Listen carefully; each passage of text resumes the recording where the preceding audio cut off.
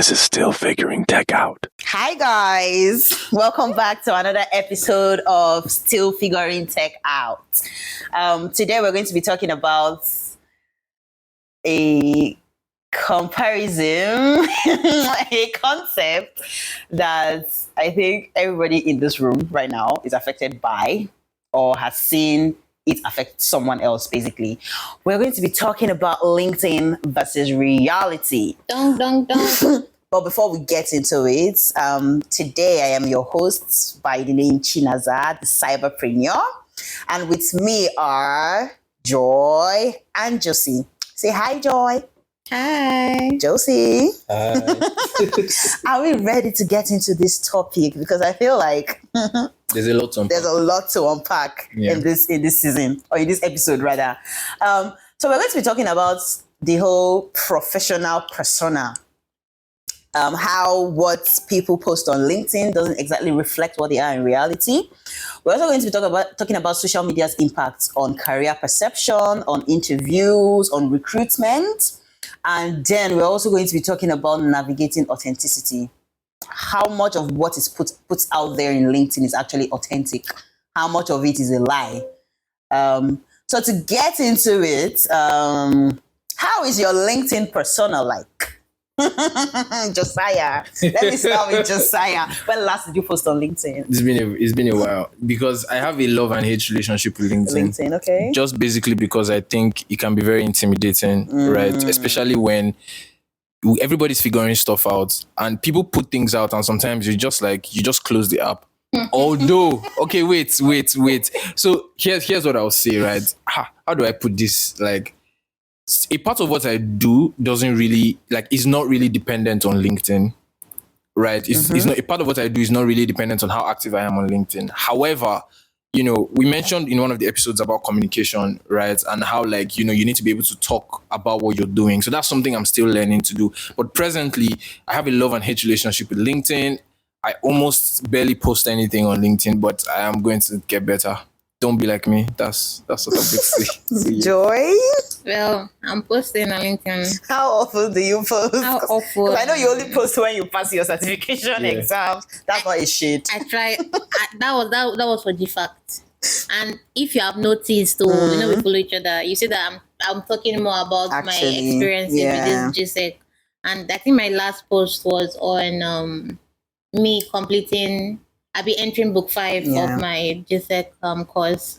And my next post is going to be, I think should be Monday also, because I'm actually done with the GSEC course and I'm preparing for the exam. So I have to put that out there before I now come and say, congratulations. So what was, show the working now. Show your working, show working. So I think that will even give people that are looking at my page to see that, okay, this was what I was doing. There's content before the certification and all. Well, for me, I think I'm part of the LinkedIn influencers. Yes. Obviously, when you are founding something, why won't you be? And this is totally, I think I had a love-hate relationship, just like Josiah said, before I started my initiative. And then I realized what's your initiative? Talk to us about my initiative is G-Shock. It takes inspiration from the Casio G-Shock watch. Now, the idea behind it is to equip ladies in cybersecurity and security operations with relevant skills to thrive in the industry. And it's actually spelled GISOC, which is Girls in Security Operations Community. Now, currently, I feel like I didn't want to talk about G-Shock because I know I never want to stop talking about it. But let me just give a brief overview. Currently, we're having a boot camp, and I think we're in the module 2 of the boot camp.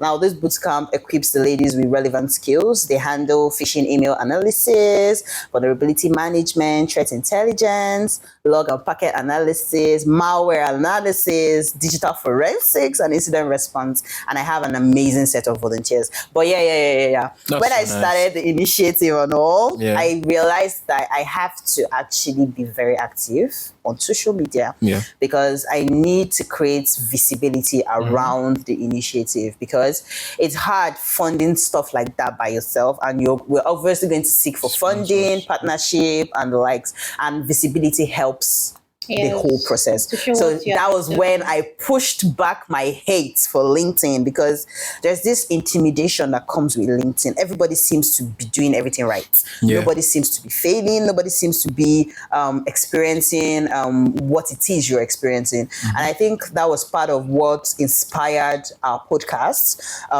Let's come to you and talk to you about things that you're actually experiencing. Let's not come from the point of perfection. Let's come from the point of we've been there, we are there, we're experiencing this same thing, and you're not alone in this journey. So that's about my whole LinkedIn experience. I feel like I talked about it a lot. No, that's fine. But what does the term LinkedIn reality mean to you? And how does it differ from office reality, where work actually happens? I'm confused as to who I should pick to answer this question. But, I can start. Yeah, Josiah, please start. LinkedIn reality is very different from office reality. I'll just start by saying that on LinkedIn, everybody knows what they're doing.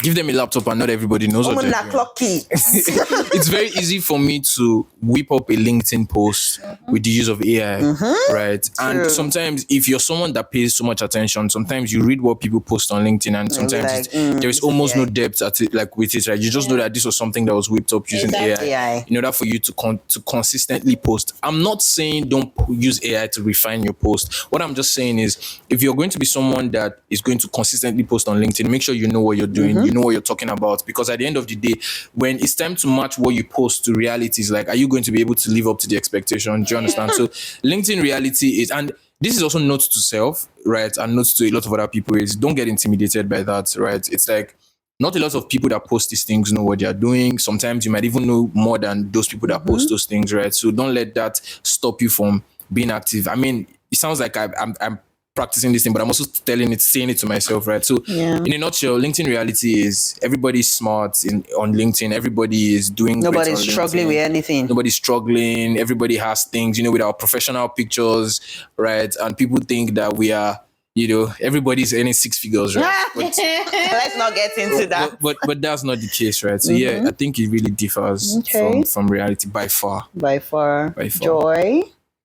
There was one point that when I was trying to navigate which particular field to start from when trying to transition into digital forensics, and I think that was my initial stage for LinkedIn, and I would just be saving posts. If you're a cybersecurity newbie, this is for you.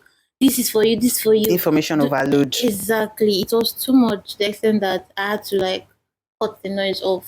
I just had to uninstall LinkedIn for some particular period, and after that, coming back into LinkedIn again, and having had the type of little depth I have in right now. There's people that would come into your DM asking for some things, trying to asking you for mentorship, and also trying to ask you questions concerning cybersecurity. And once you look at their profile, you see that what they are saying actually does not match. It does not match with what is on their profile. In their profile, it's looking like they are capable of doing so much, exactly.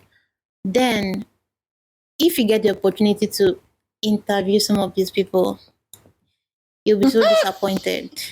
Let's not get into that. But yes. We're going to get into that when we come to the recruitment stage. I know that people are saying fake it till you make it, but don't fake it too much. Exactly. There should be some level of integrity.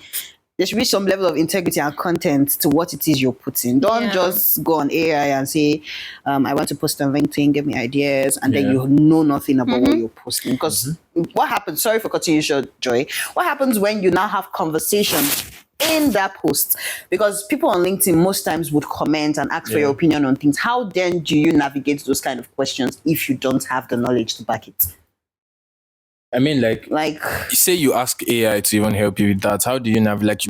Getting to that point, but how do you navigate an in-person conversation? How do you navigate when you now even get the job and you have to walk the walk, right? So how do you then do that?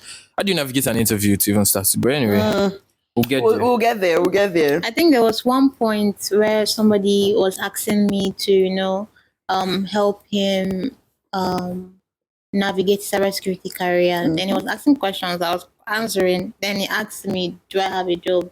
And I was like, I could have lied at that point in time. I was like, "No, I do not have a job." That was the end of the conversation.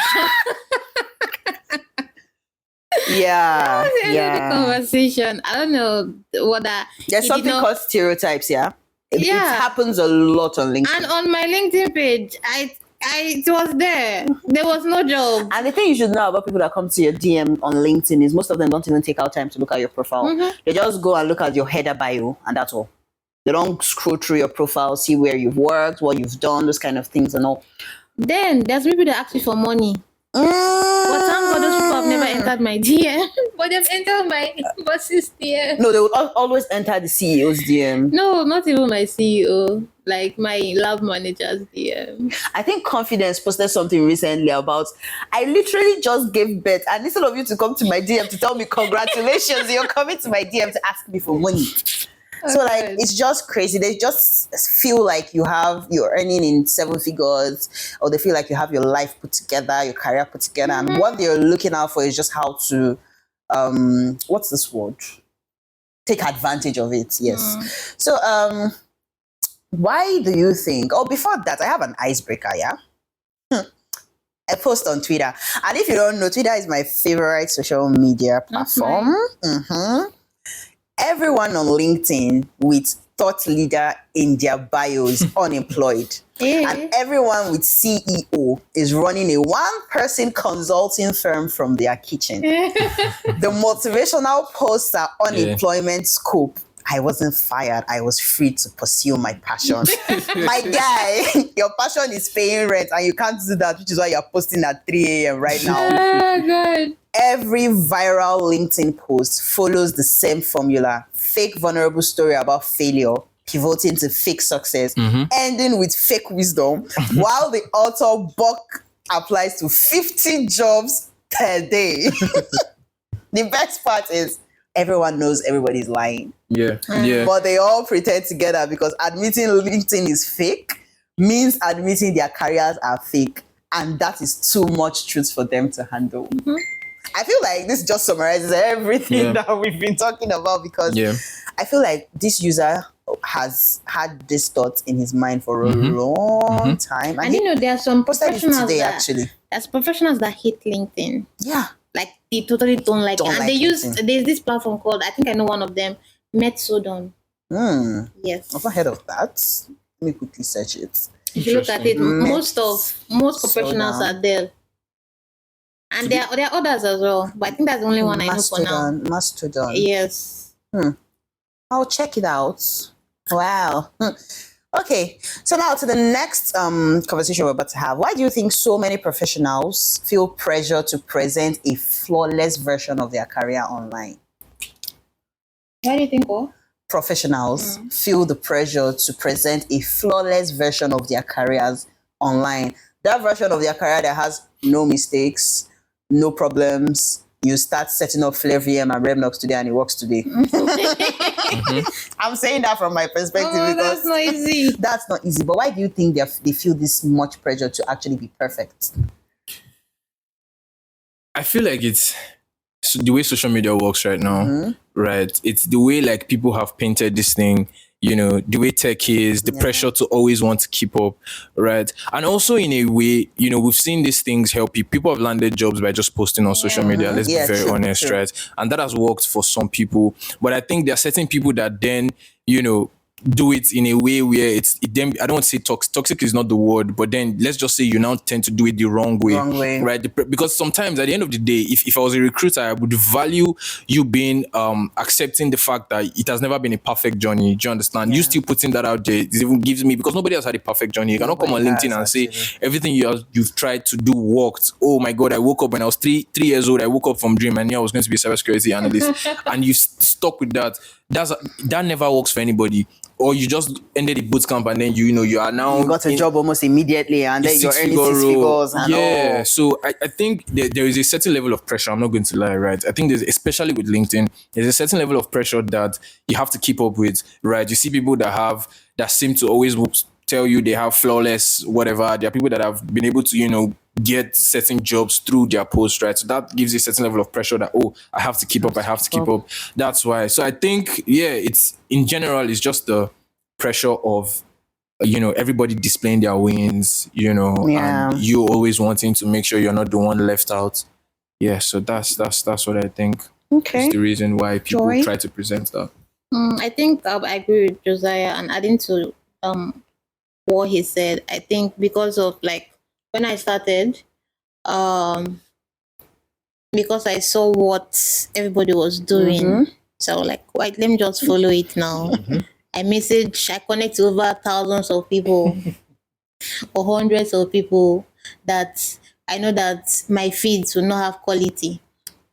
Exactly. There was one time one professional, I had a call with him, and it was have a quality connection.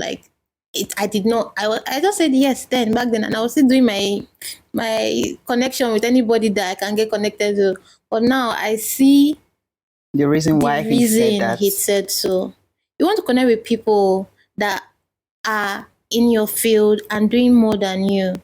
People that you can actually message and say, okay, I have a problem on something. Is this something you can help me with? People that you can taste their experience, not just people that post about it. I like your work, I like your company. Is there any opportunities there? Things like that.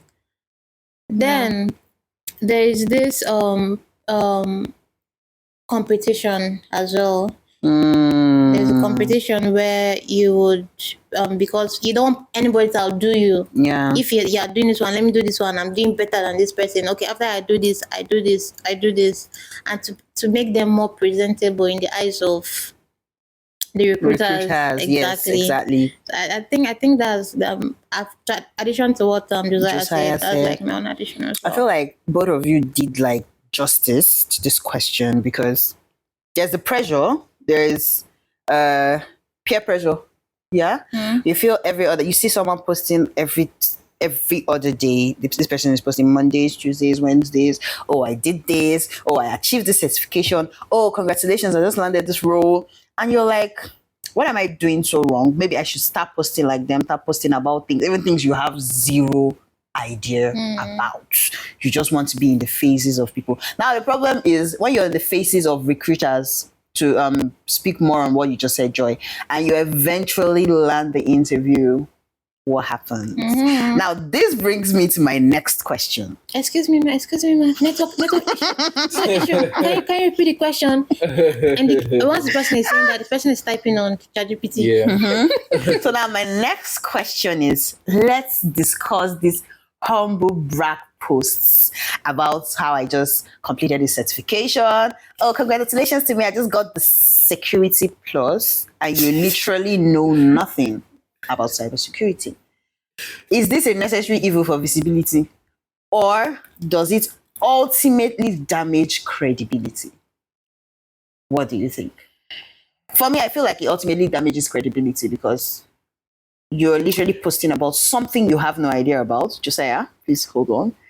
Now, the problem where it ultimately damages your credibility is if after posting or before posting, you don't do your due diligence to actually research about what it is you're posting about.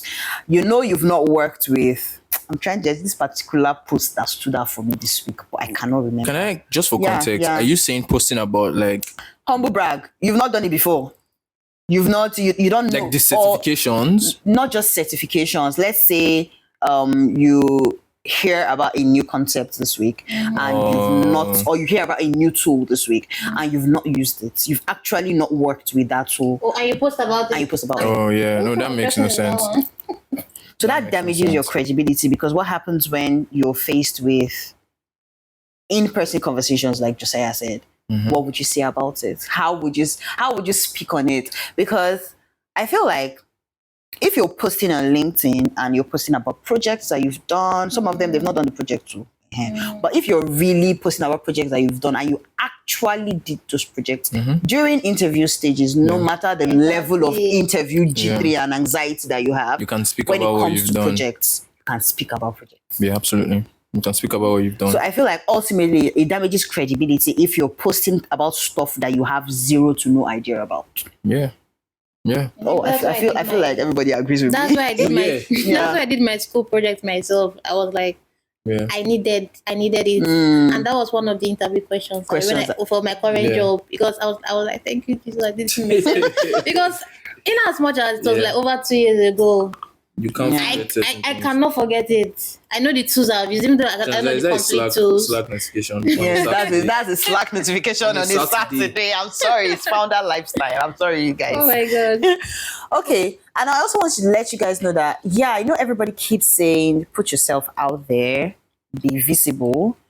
I preach visibility to some great extent. I do, because I know some or most of the opportunities I've gotten is based off of people I know and based off of how well I talk my work, basically. Yeah.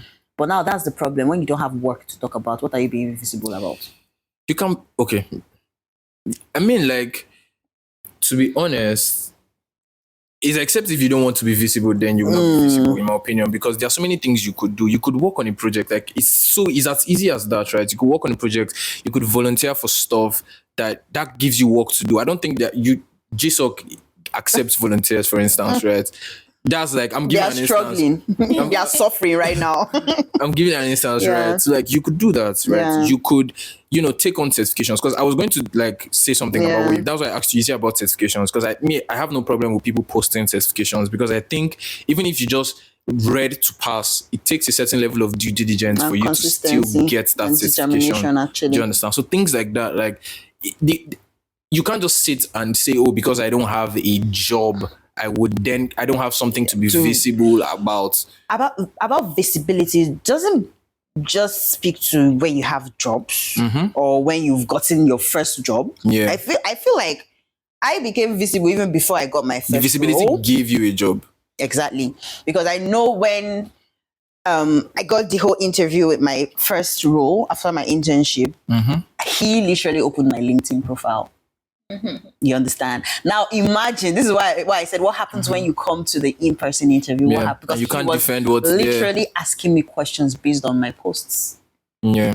So now the idea is be visible, build projects. There's nothing, I don't think there's any other thing that reinforces your skill in tech as much as building projects. Now you can build projects with people, you can build personal projects. I always preach, start with personal projects, and then when you start posting about this, you can always put out that, oh, you want to collaborate with people on the project. There's this project in mind that you want to collaborate with people on. And it helps you, when you build projects with people, it helps you see whatever it is you're doing from a different light and from a different point of view. But please don't humble brag. Don't post things without content or context. Don't post things because you feel every other person on LinkedIn is posting, I should post. Don't post things that you cannot defend. If they tap you up now, wake up. If you tap me up now, tell me about your N8N Wazoo setup. From the top to the bottom, I'll walk you through it because I did it myself. You understand? And I've gotten a lot of questions about that particular setup. You get?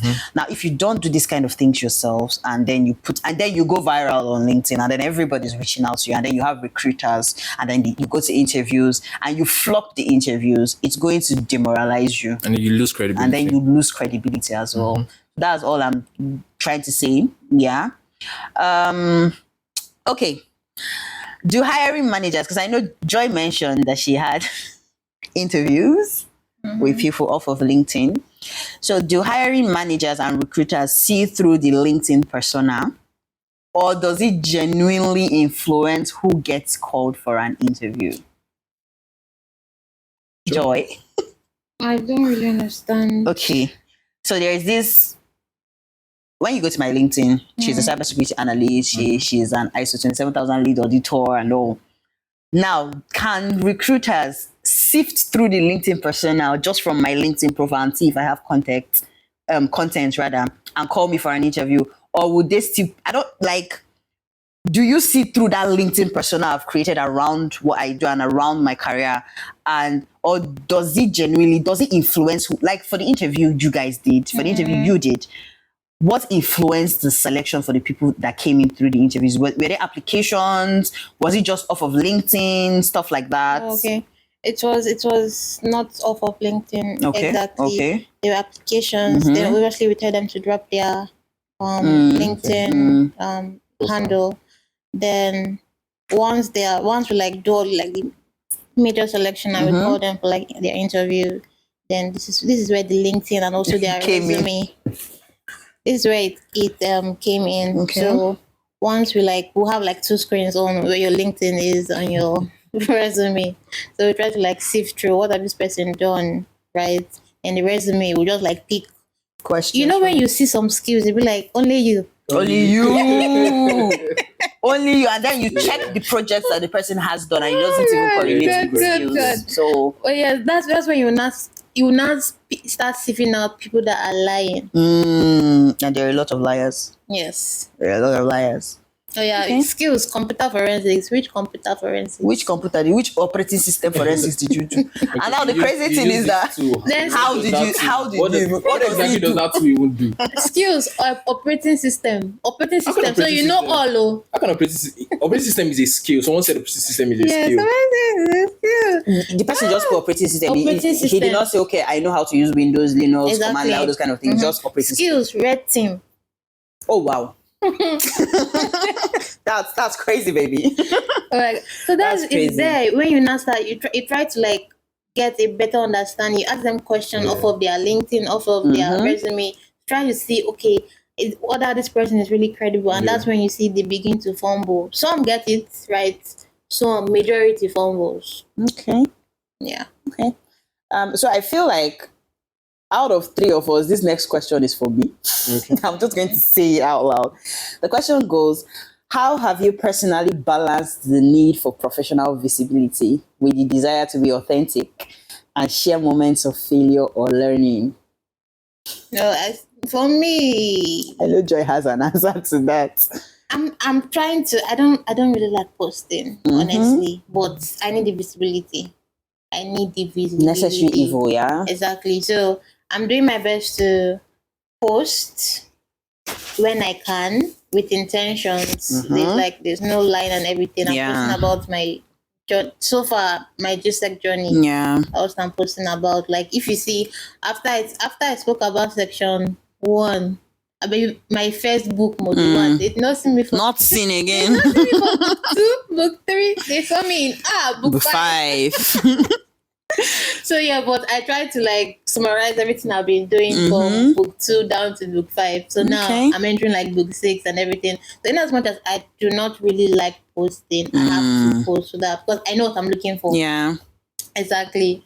So I still need to post for the visibility and everything. Okay. For me, how I've personally balanced the need for visibility, because like we all know, is a necessary evil. Yeah.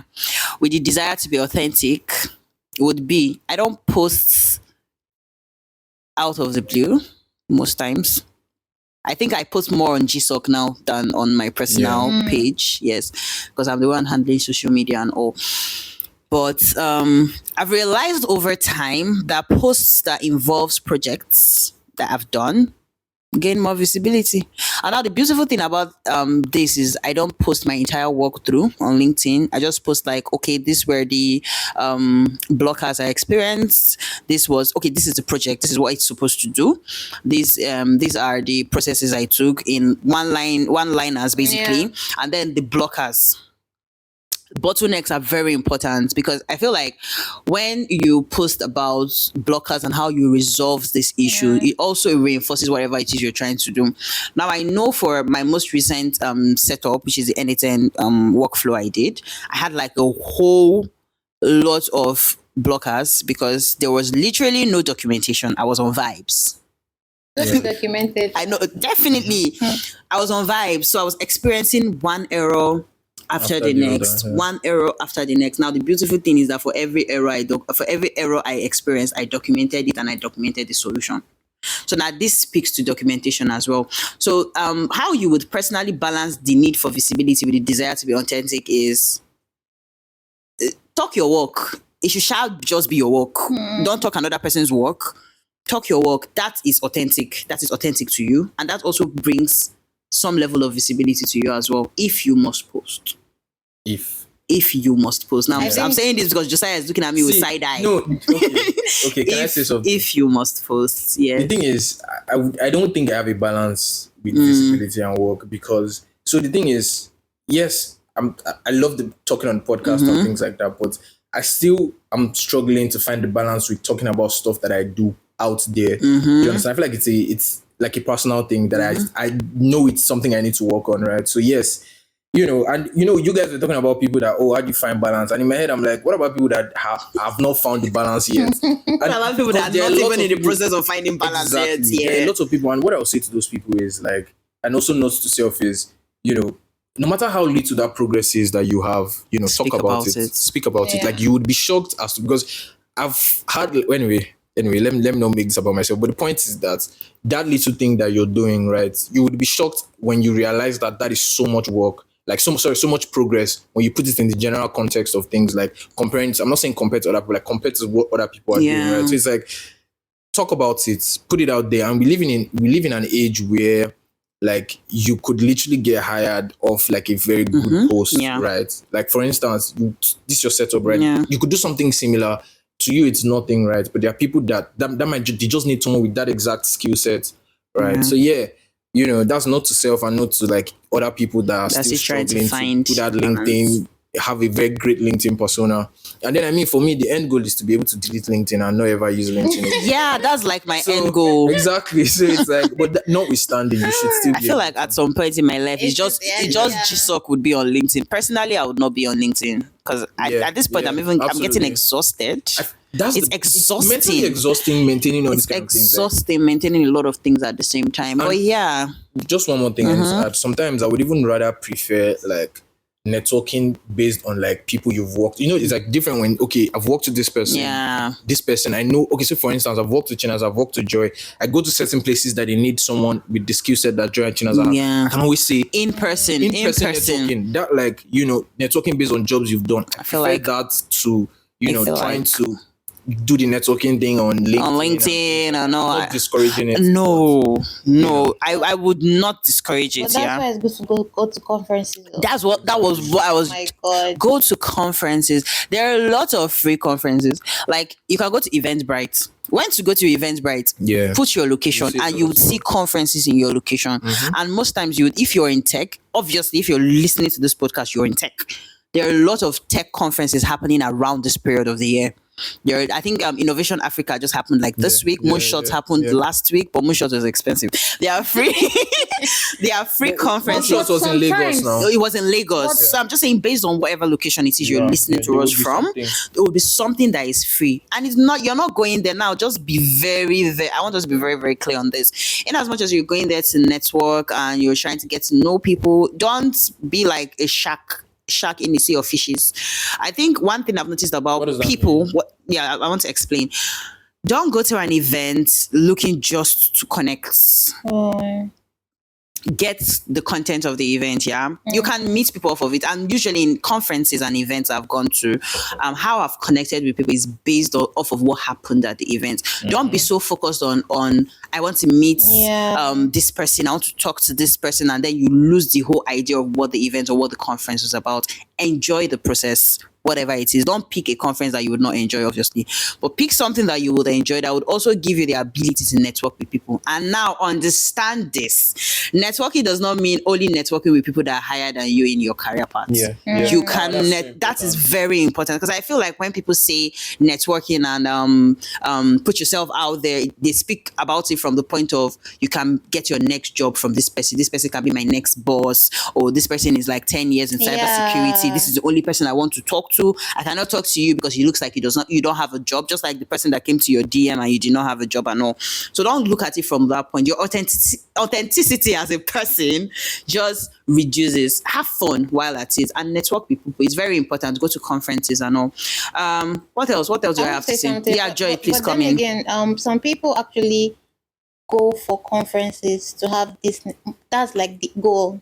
I know you said about something about like not only doing that, but at times, the goal. When people are desperate and they really need and you would not blame them, actually. Exactly. And there's what they call quality connection. Connection They have to pay thousands or in hundreds. Like people that went to Moonshot regular was 40K. The people that you are seeing there just have like a good and genuine conversation with them, and they just call me soon, or take my card, or let's you know that you have to be smart about that connection. Very smart, actually. Can I Very add smart. something to this Yes, conversation, which you is can.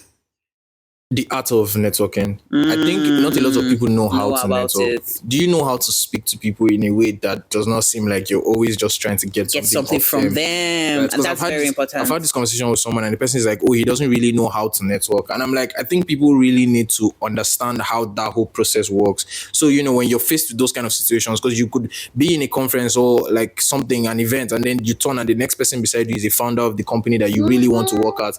How do you handle that conversation? Right? Are you able to speak with confidence? Are you able to sell yourself in a way that this person would leave there and be like, nah, I want to talk to that guy again. I think we need what that guy has. Do you get? So I think people need to also understand. Do you have anything to speak about? I mean, if you are you valuable enough to speak about? Yeah. Are you also going to make me like, let's not just be like, oh my God, you have something you want to take off me. Is that, can I get something from you?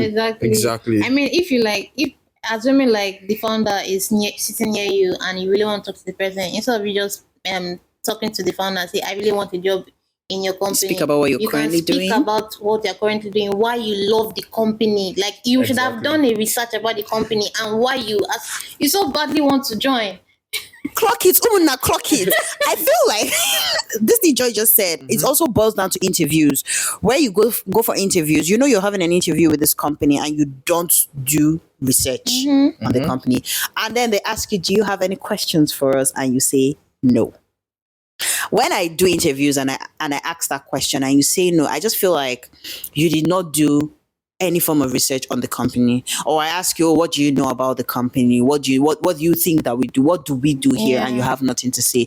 Research skills is very important in tech. Now, this boils down to both your projects, your social networking. Research skills is very important. And the difference between someone that does some level of research and no research at all is very clear. Very, very clear. Can I also add something, Chinaza, which is sometimes, right? I'm going to also give a very personal, like very recent personal experience. Sometimes it's like, even in tech, are there certain domains that you can speak about for like a very long time? I'll give you a very good instance. So I traveled for like developer events that like I organized alongside like some other people, like a blockchain developer event. So after the event, I went to like a cafe to work, right? And the guy that sat in front of me, little did I know that he was a founder of like, he was building like a crazy like startup in Nigeria, right? And stuff like that.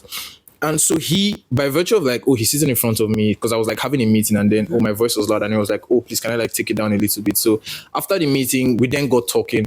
Do you know that like we spoke for an hour non-stop about cybersecurity, about tech, about so many other things, even without even asking like, what do you do? Do you understand? And then when I now like, and I got to know he was a founder and then, we exchanged contacts and things like that. That's kind of like a way to say, can you speak about certain things? Okay, if I meet Chinaza now and I say, let's talk about like security operations, let's talk about like how startups manage things like that. You can speak about that thing for like a very long time. So the whole point of what I'm trying to say with this is have a certain level of depth, right? Have a certain level of depth when it's not, I get researching about like the company and stuff like that, but like, do you have depth outside of that? That person might want to carry the conversation to a certain level that, you just tap out and be like, critical thinking skills too. Exactly. So, and learn to talk, learn to comment. Like, talking is, people don't understand how important talking is. Like, talking is so important. I've had to learn how to do that recently. It's so important. I don't think it is, to be honest. It's a gift for some people like Josiah, and then for some people like us, you have to actually actively learn it. The first time we spoke on that panel, was that not your first? That was my first experience. You did so well. But we didn't know that she was nervous. I knew she was nervous, but like, people would not tell. People that do not know you would not be able to tell you were nervous. Yeah, true. So like sometimes maybe it's all in our head and we overthink it a lot, right? Of how we don't know how to talk, but even Joy. Joy is here. Joy is a tutor, she's a facilitator. Do you know what it means to be a facilitator? I feel like I can't talk. But I'm trying to like get better. So and that's the thing about still figuring tech out. Yeah, we observe areas where we need to improve on, and then we find ways to actually improve on it, and that's how you stay relevant in an industry like tech. Yeah, You have to constantly improve yourself. Soft skill, hard skill, technical skill, whatever skill it is. You have to constantly do a gap analysis and find out where I'm saying gap analysis with a smile because that's Josiah's domain. But yeah, you have to constantly do a gap analysis and find out areas where you need to improve and actually actively work towards improving that. Now, we've gone on and on and on about LinkedIn and reality, blah, blah, blah. But now I want to ask one final question. What is the long-term impact of a perpetually positive professional P raised to the power of 3 social feed like LinkedIn on mental health and professional self-worth? Do you think a positive social media feed, that's your personal post and then obviously your connections and all, do you think it actively helps your mental health? Does it balances your emotion? Does it increase your professional self-worth and stuff like that? Joy? I would think it will only increase my professional self-worth. I think that's the only thing to increase. My mental health, no. Then the other one. Do you have a mental health? Am I not saying? Because I feel like for you to thrive in cybersecurity, some level of your mental health will go with it. But yeah. Sorry for cutting you short, Joy. But yes, I don't think it will like do anything with my mental health. But my professional self-worth, I think that has to do with that. Because I think that's the aim for LinkedIn. Professional self-worth. Josiah, what do you think? Yeah, I mean, I agree with Joy. Professional self-worth, yes, because when you have quality connections, when quality people connect with you, they see something, right? And that's some sort of validation to you that you're doing something right? And Joy also mentioned the importance of quality connection. So it's like that gives you that mindset that professionally you're doing something right, or over the years you've done certain things right. So yes, but mental health, maybe it does in a way, it does help. And why I say so is because I think that maybe gives you a reason to keep going, right? That gives you like that feeling that like, okay, there are people cheering you on. There are people that are sort of like watching the things you do. Not like you're necessarily doing it for them, but it's like, or for their validation. Not for their validation, but it's like you have people cheering you on. Sometimes that's what you need, right? So I think it helps a little bit in terms of mental health and stuff. Not really it from that angle, but there are sometimes that when I try to make a connection and I'm like, is this person too much for me? Right? And then I see the person accepted my connection. I'm like, okay. That's a form of validation. And I'm like, wow, because there's some people that you will connect with them 3 months, 1 year. Yeah. Tell me about it. You just go and withdraw. You will withdraw it back. But yeah, I think it impacts mental health. Especially if you're, and I'm going to speak about this from the point of if you're someone that's derives your value, your personal value from your work, LinkedIn validation does improve your mental health. Now, professional self-worth, definitely. Mental health, for me, it does improve my mental health in a way. Now, let me explain. When I post about a project or a setup that I do, and I see people actively interested in replicating that setup, it improves my mental health. I feel like, okay, I'm on the right path. I'm doing the right thing. I should do more of this. You understand? So you have a positive outlook towards building projects, doing setups. You don't even remember the times when the setup did not work. You don't, sorry, I just had the Slack notifications. Notification rather. But yeah, it does impact mental health and professional self-worth. That's from my end, from my own point of view. I think your Flavium documentation that you sent to me, right? In as much as I had some hiccups because definitely you have things to get updated and all. So there was one where after I had to download the Windows terminal, then I was trying to like install it, and I was like, okay, I need to download a MXI bundle, and this was not in the documentation. What? MXI is in my documentation? No, it is there. When I want to install it, they say I need a framework. Oh wow. Yeah, exactly. That's new. Exactly.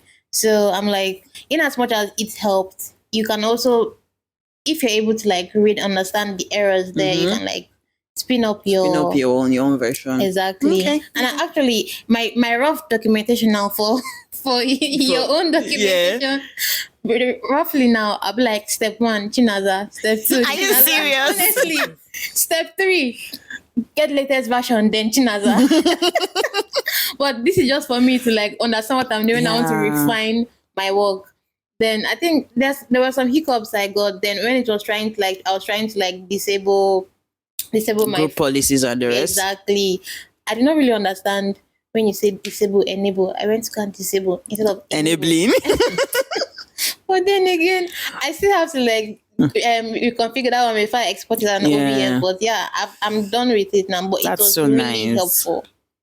You're welcome. This is why documentation in tech is really, really important here. You might be helping the next person, and there's always a reference for you when you come back to do if another form of that installation. Because I know I'm currently doing an installation for Flare based on the malware analysis model for G-Shock, and I'm going back to my documentation I did like over a year ago, and it's helping a lot. So yeah.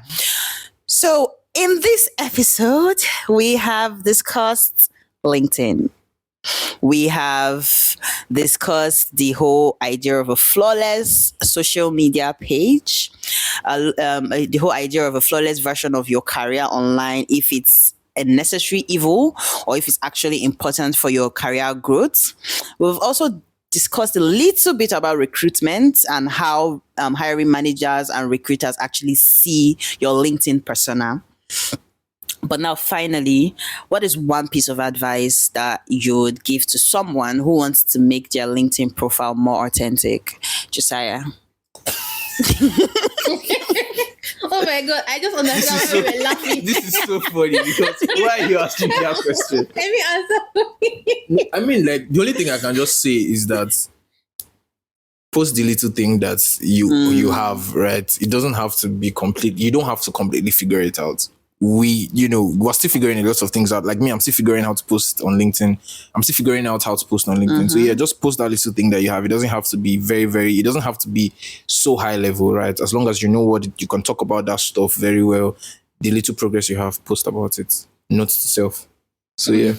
Note to self, Joy. I think for me, it would be leave the quantity and make it quality. Quality. It doesn't have to You don't have to post every day. You can post once a month or once in 6 months. But the traction you get in once in 6 months is between you and your God. So I just hope that if you're posting once in 6 months, you're not looking for validation and visibility. You just want to post your work out there. Yeah. But yeah, one piece of advice for me would be same thing Josiah said, post every little progress that you make. Post about every project that you do, your fails, obviously, your errors that you encounter, bottlenecks. Trust me, somebody would resonate with it, and that helps your whole learning process. Yeah. Absolutely. Okay, guys. It's been a wholesome episode. We talk a lot. Jesus Christ! How many minutes? No, but I feel like yes, I did enjoy this because I feel like it speaks to career as it is. It speaks to your professional life as it is for a lot of people. A lot of people are getting into it's no longer just for tech people. You see HR, you see hiring managers putting themselves out there on LinkedIn, and you're like, everybody, sales manager, same thing. Like, so this speaks to like every career person. Thank you guys for listening to us. I hope that this episode is as fun to listen to as it was as fun to record. Thank you so much, guys. I do have a lovely, lovely, lovely evening. Thank you. Bye.